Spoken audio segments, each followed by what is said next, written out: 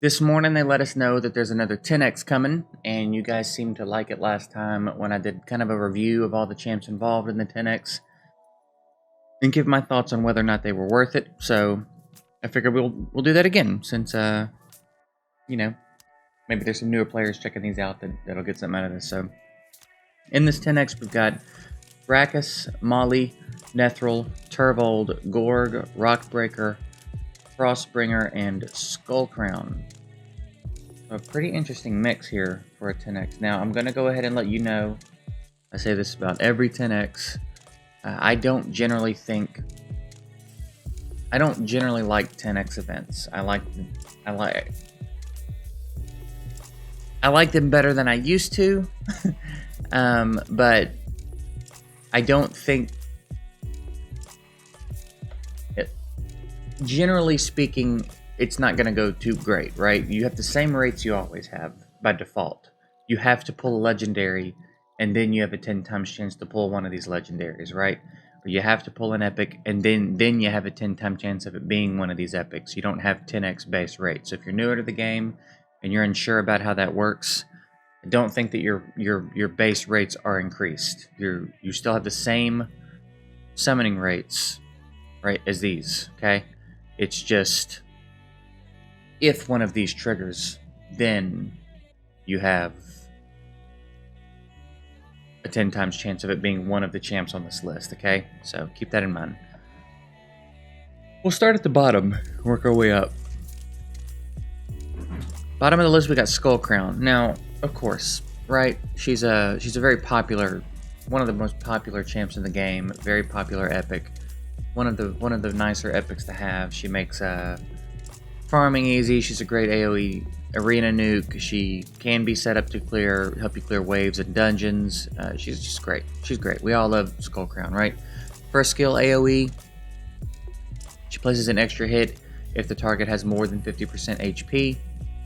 Great. Second, AoE, and then she's got a chance of placing a weaken. You're not super interested in the weaken. Just the fact that she's all AoE, double AoE, right? Then she's got passive, places unkillable buff on herself for one turn every time she drops below 20% HP. It does go on cooldown, but I mean, obviously, it's just there to keep her from getting one-shotted. So, I have been in a few fights in arena where I take her down to no HP basically, but she survives because of the unkillable, and she's able to come back and wipe my whole team. So it happens. And then here, if you pair her with Sinesha, she revives when she dies.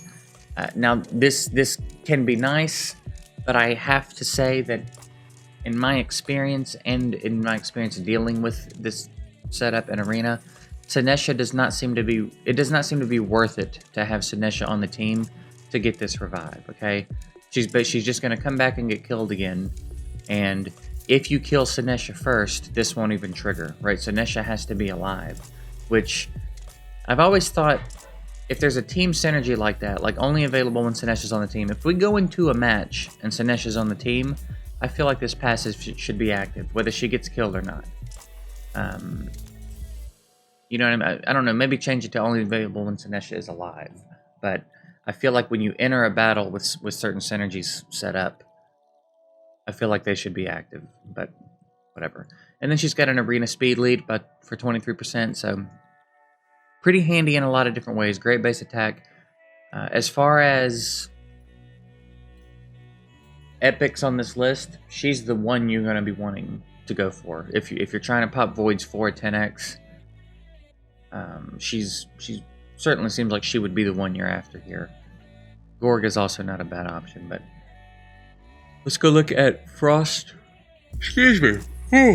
Stop yawning. Frostbringer, who, interestingly enough, brings no frost.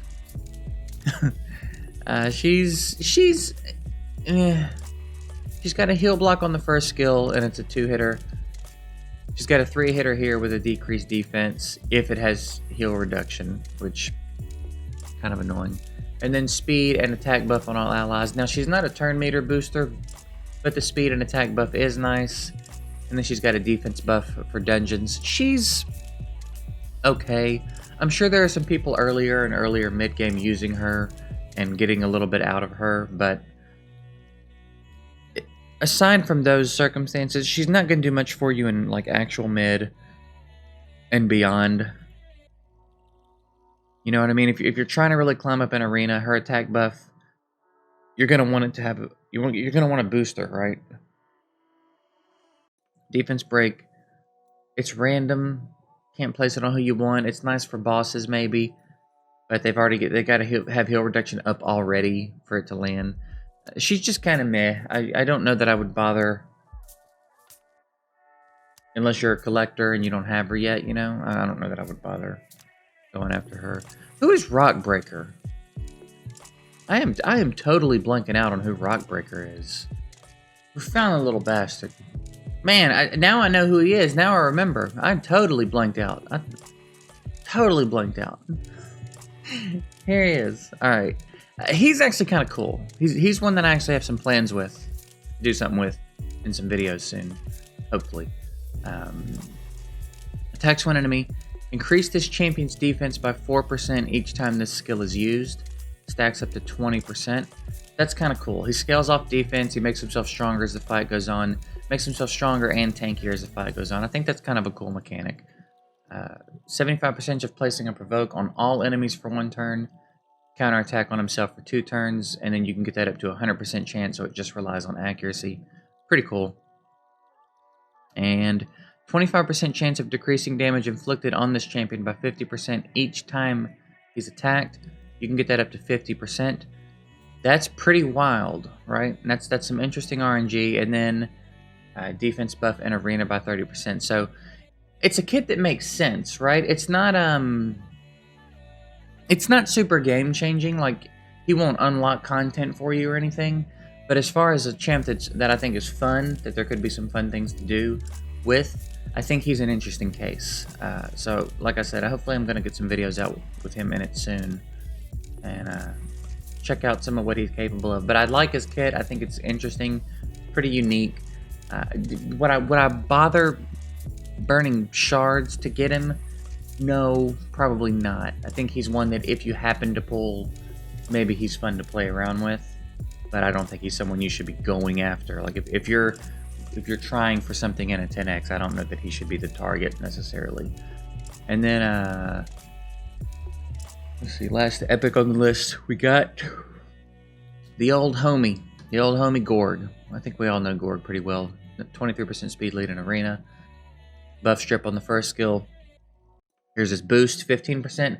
Kind of a small boost, but it's a boost. And he's got the good attack buff. And then revives any dead allies with 25% HP. And then heals them by 25% HP. So basically it's a revive with 50%. I don't know why it's one or the other. I guess maybe they knew they were going to add Torment at some point, and they wanted Torment to be a problem for Gorg.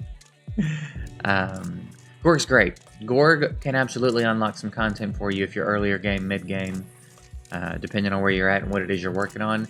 He can step into a lot of different places and be helpful. He's really nice in dungeons. You know, the revive is really helpful. You just make him fast and you make him tanky, and he can definitely unlock some content. He's a great arena lead, arena boost, attack buff. He's great for a cleave. He can be great for a tank defense as well. Can fit into most dungeon teams. Pretty good for a lot of content. You know, probably not so much clan boss. Everything outside of clan boss, pretty nice. I feel like Gorg and Skullcrown it should be your targets if you don't have them and you're going for this 10x. I don't generally recommend that like legendaries be the goal if you're going to burn shards from a 10x, because you know it's very possible that you pop 300 shards and don't get a legendary, right? That certainly can happen. So I would definitely say if you need a couple of the epics, then maybe go for it, and then maybe one of the legendaries will kind of be a bonus. But I think Gorg and Skullcrown, if you wanted to pop shards for a 10x, are the epics to be going for here. So let's shift focus real quick and talk about the legendaries. And since we're in Undead, we'll go ahead and talk about Nethril. Nethrill's fantastic. Nethril is really, really fantastic. I still feel like he's getting slept on a lot. I feel like not enough people are talking about Nethril. He's a monster poisoner on this A1 for clan boss. It's a 3-hitter, and each hit can place a 5% poison. So I mean, he stacks poisons like nobody's business. His second skill is an AoE. He's got a chance of placing a stun. If the target is not under a stun, then he puts a speed buff. A speed break. And then his third skill is a 75% turn meter reduction AoE. So not quite as strong as Rosin's, but 75% still pretty significant. Unless they're real close to getting a turn, it's basically going to be a full reset. And so it's a pretty simple kit. Like, you know, he's a 3-skilled legendary, but very effective. Can be just absolutely insane for clan boss. Can be nice in arena and dungeons with the reset and the AoE stun. Helpful with the bosses with the poisons. Absolutely killer champ that I just think is getting a little underrated. I don't know. Maybe he's not flashy looking enough. I don't know. I mean, there's people that know for sure. You know, the people that have been around for a long time. But I feel like, I don't know. I just don't feel like Nethor gets talked about enough. But he's fantastic. Fantastic legendary. All right, next we've got Molly, who I just love. She was a fusion a while back. She kind of suffered from the same thing that like Harvest Jack did, where when they first came out, everybody hated them. You know, Molly used to catch a lot of crap. I've always been a fan. I've always liked Molly. I think she's really good. I use her in my arena team. She's in my arena team and one of my 3v3 arena teams, and she's a problem. She's really not that hard to build, and she does so much. She contributes to so many different kinds of teams, and she does more damage to targets under HP burn. And I've got her on like a Tormund and Tormund/burn team, so she's definitely getting to do more damage. She scales off defense, and she's not a damage dealer, but she can put out some okay damage. She places a provoke on all enemies for 1 turn, 50% chance of placing provoke for 2 turns, places a 30% reflect damage on this champion. So she provokes everybody to her and then reflects damage back at him. It is really nice for lockdown, especially with the type of team I run. Excellent skill. You can get it down to a 3-turn cooldown. If she lands it for 2 turns, it's gross. It's really gross. And then revives an ally with 50% HP and fills their turn meter by 50% and places block damage on him for 1 turn. There's been a lot of fights because I auto arena. I don't like the manual arena, so I've built my team to auto. Been a lot of fights where it's looking real grim, and it's just her and Tormund left, and the other 2 are dead. And she'll bring back Valkyrie and get that block damage up. And then Valkyrie puts the shield up in the counterattack, and everybody kind of tanks up. And before you know it, it's been 4 turns because I've got her skilled, and she's bringing back Ignatius, and the whole team's back and ready to go. Like, she's really good. She's really good. And then her passive fills the turn meters of all allies by 15% when this champion is hit. Fills the turn meters of all allies by 25% when this champion is hit by a boss. I don't take her into dungeons, but the 15% is handy. Especially considering she provokes the whole enemy team, and there's no cooldown. Or there is a cooldown. Actually, no. When you skull her up, there's no cooldown, I don't think. So yeah. Excellent little champ. Again, would be a killer bonus. The legendaries in this lineup are pretty solid. Hard to pop 10x to get legendaries, but there are some great options here for sure. Take a look at Brackus. Brackus is another one people were real weird about when he first came out, but Brackus is dope, man. He's cool. Dude can smack. He can be a real problem in arena. I've seen some real fun stuff done with him in Clan Boss. Pretty cool. He's got lifesteal on his first skill. Second skill, attacks one enemy 6 times. First hit has a 75% chance of placing a weaken for 3 turns. Lifesteal in this skill as well. If the target is under fear or true fear, it's 50% lifesteal instead of 25. 6 hits. Can you imagine on Giant Slayer? Place a 50% increased attack buff on all allies for 3 turns, and then attacks one enemy 3 times. So lots of multi-hitting going on, right? Each hit has a chance of placing true fear or fear if the true fear is placed. Interesting. And then he's got passives. Passive effect is damage increases by 40% when his HP is low, which is Important to note, because not only does he have lifesteal, but there are masters you can set up where he can do more damage when he's got low HP and add a little bit of lifesteal. So you can basically get this dude getting lifesteal numbers without a lifesteal set, right? So pretty cool. And then the active revives this champion with 20% HP when killed, immediately grants an extra turn, and he comes back. He's got the low HP, so he's going to be hitting harder. So he dies, he comes back, he hits somebody really hard, steals a bunch of health, basically heals himself back up. It is not uncommon for him to come back to life and one-shot somebody in arena, and that's what people like to use him for. So, and then it's skilled up. It's on a 5-turn cooldown, so he can be hard to get out of the fight. He's cool. He's got really good base HP for an attacker. Base attack is okay. It's pretty good. Solid, fun champ. Again, don't know that he'll necessarily unlock any content for you, but definitely a fun one to play with. Can certainly be effective in arena with the right gear and the right team. And I would be interested to see. I don't have one, but if I've got one, I would try to play around with him in Clan Boss with Giant Slayer just to see what that 6-hitter and 3-hitter would do. But solid legendary. I like him. And then last, we have Turvold. He was my first Void legendary I ever pulled on my old account. And he is just fun. And I feel like people always misunderstand what I mean when I say that. Everybody always wants to come to his defense because of the things he's capable of, because of the damage he's capable of outputting. Everyone always wants to come defend him when I say that he's not going to change your game. He's not going to unlock any content for you, but he's a lot of fun. They'll say, he can do this much damage when he hits somebody. What do you mean? Of course he unlocks content. No, because you got to have crazy gear and the right team around him for him to be able to do what he does. So he's a lot of fun. He's not a game changer for sure.